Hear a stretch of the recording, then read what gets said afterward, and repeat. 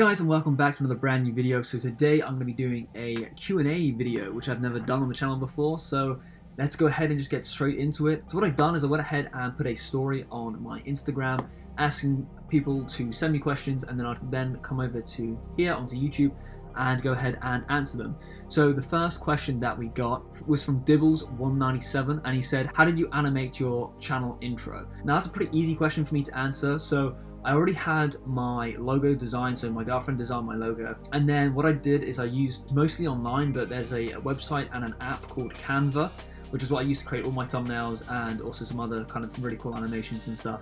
Now another question is from another Titan but Threaden. I hope I said that right. He said, what's your opinion on stud shooters? I personally hate them. Okay, now hate is a really strong word, but I kind of have to agree. I understand why LEGO made the stud shooters, because they want to try and make LEGO a bit more playable, a bit more interactive. The fact they actually have a weapon that you can fire. I did really like the idea of it when it first came out. However, when you're making mocks and things, you don't really want stud shooters because you're not really there to play. So as a more of a grown adult, I don't really use stud shooters, so I don't see the need for them. However, if you're a little child and you play with the Lego, like Lego's intended for really, if you're playing around with the figures and stuff, then you can fire the actual blaster at, let's say a clone can fire at a droid, or a droid can fire, I don't think droids get them, but droids can fire at clones, and so on and so forth. So it makes it more interactive. So I understand why Lego make them, however, I personally am not a fan. So next question is from S Davy Studies 4, also known as Scott. So thank you for this question, Scott. He said, favorite lightsaber hilt. Now this is a really tricky question. I'm a massive Obi-Wan Kenobi fan, so I do really like the Obi-Wan's hilt. I really like the way that's designed. I do quite like Anakin's, or like the Skywalker hilt, so the one that you see kind of all the way through all the sagas. I do quite like the look of that because it's just such an iconic hilt. I love Count Dooku's hilt. This is just going on forever. I like Count Dooku's hilt. I love the fact it's bent, because Asajj Ventress' hilt is also bent. But I gotta say, I do like the darksaber. I think the darksaber is a pretty cool, hilt. I like the fact it's kind of black. I like the blade as well. The blade of the darksaber is amazing too. So that's probably one of my favorite lightsabers. Now another question from Quality Collectibles. What is your favorite clone trooper? Now my favourite Legion is the Father First, without a doubt, and my favourite clone trooper is Captain Rex. Captain Rex by far is my favourite guy. I think he's most people's favourite. I think everyone kind of falls in love with Captain Rex. He's just such a different type of clone. Although all clones are basically exactly the same because they're bred from the same template, Jango Fett. They all have their own individual personalities and own little quirks. And I think Captain Rex is just one of the ones that you really kind of hits home. And definitely from season 7 there are some emotional parts with Captain Rex, and you really feel for the guy. Even though it's just an animation, you really feel for the guy. So yeah, Captain Rex is my answer for that one.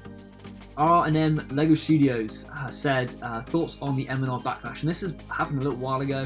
I believe he was posting something about one of the Lego, or the new Lego sets coming out, and Lego approached him, I think this is what the backlash is about. Lego approached him to say, can you remove the video basically, or stop saying what you're saying, which then kind of confirms what Eminar was saying, but I haven't really followed that, so I don't really know. That's just the gist of what I've got from it. So my thoughts on it, well, everyone's entitled to their own opinion, and I know that people who are definitely bigger, they can kind of influence other people.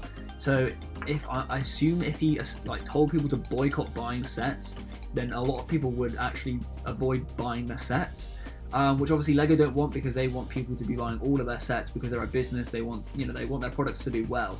So if someone is talking negatively about the set or any of the sets that they've created, then obviously the company's going to want that to be hushed basically, because they want customers to buy as much as they can, because that's the whole point of having a business, is to sell your product. So I kind of understand why Lego hushing him, but then I also agree with him, the fact that if something is kind of rubbish, why would you buy it? But I think it's better to let other people make their own opinions about Lego sets or any form of thing. You can have your opinion on it, and everyone is entitled to their own opinion, and I accept everyone's opinion. Whether I believe it to be right or wrong, I still will listen and accept your opinion. However, yeah, I think people should be making opinions for themselves rather than being told what to do. That's just from what I've got from it. So if I'm completely wrong with that scenario, then yeah, please let me know. So Gbricks has asked me a couple of questions. The first question he has asked me is, what does EMG stand for? So EMG is actually my initials to my name. I'm pretty sure most people know this anyway, but it's on my Instagram as well. So my name is Elliot George. I don't really want to say my middle name, but yeah, the EMG stands for my name, so it's just my initials. But next question that he's asked is, how many minifigs do you have in total? Now that's a very, very good question. One I don't actually know the answer to. So I know I have 438 clone troopers. I know I have 200 B1 battle droids, so that's at least 600. Plus my super battle droids and some of my others, just regular, like the droid commanders, security droids, and droid pilots. Probably rounds it up to about 700 figures. Then I've probably got at least another 150 figures plus. We're talking probably 850 to 900 figures, maybe even more. Okay, another question that Gbricks has asked me. He's really liking these questions. And what first got you into Lego? Now, as long as I can remember, I've played with Lego. I've always had Lego. I had Lego Duplo as a kid. I remember there's a photo of me. I don't physically remember it, but there's a photo of me, and I was there in the year 2000. Where my dad had built 2000 out of Duplo. So I've been playing with Lego since the year 2000. I was born in 1998. So I would have been probably 1 and a bit by then. So I've been playing with Lego most of my life. Whether that bit like you class back then when I was like 1 and a bit playing with Lego, I mean, I have the Duplo and I would have been like maybe stacking them up. Whether I knew I was building Lego or not, that still technically counts as building or playing with Lego. So that kind of first got me into Lego. So my dad would have been my influence. And then I remember back in primary school, so how old? I think I was like age 5.